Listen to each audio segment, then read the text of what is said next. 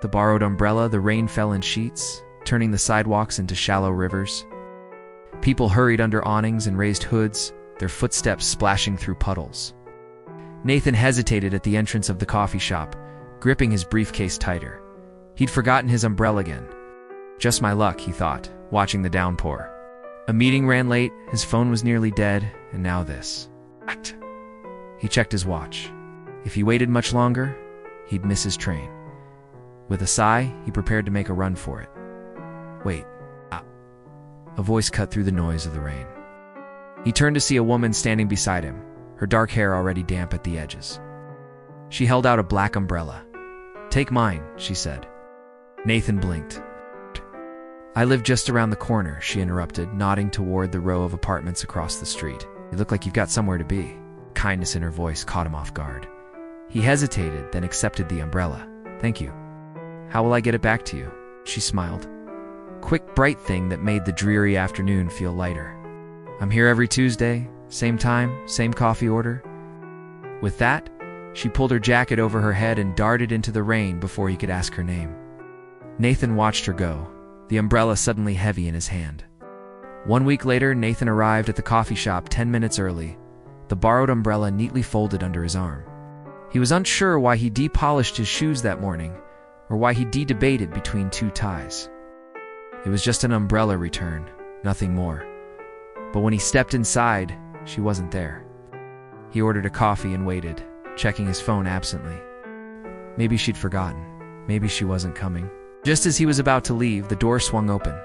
She walked in, shaking rain from her hair, and spotted him immediately. Her face lit up. He came back. "Of course," he said, holding out the umbrella.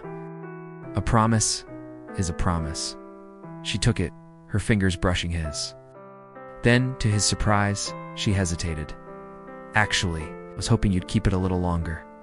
Nathan frowned. "Why?" She bit her lip, then flipped the umbrella open between them, shielding them from the view of the crowded shop. Written on the inside, in neat, looping script, was a phone number and a single word. "Call me." Nathan's heart stuttered. Her smile turned sheepish. "I realized too late that I never got your name, or your number." He laughed, pulling out his phone. "Nathan," he said, "and I think I can manage a call." 3 months later, the umbrella lived in the stand by Nathan's door, but it had never been used again. Kind of a waste, don't you think? Claire teased one morning, nodding toward it as she poured coffee. Nathan wrapped his arms around her waist, pressing a kiss to her shoulder. "Not at all. It's the best investment I ever made."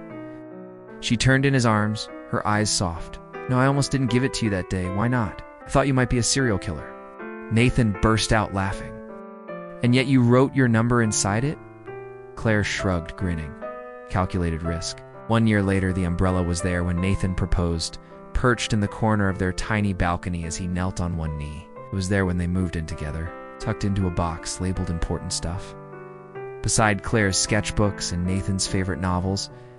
And on their wedding day, when rain threatened to soak the outdoor ceremony, Claire insisted on carrying it down the aisles just for luck.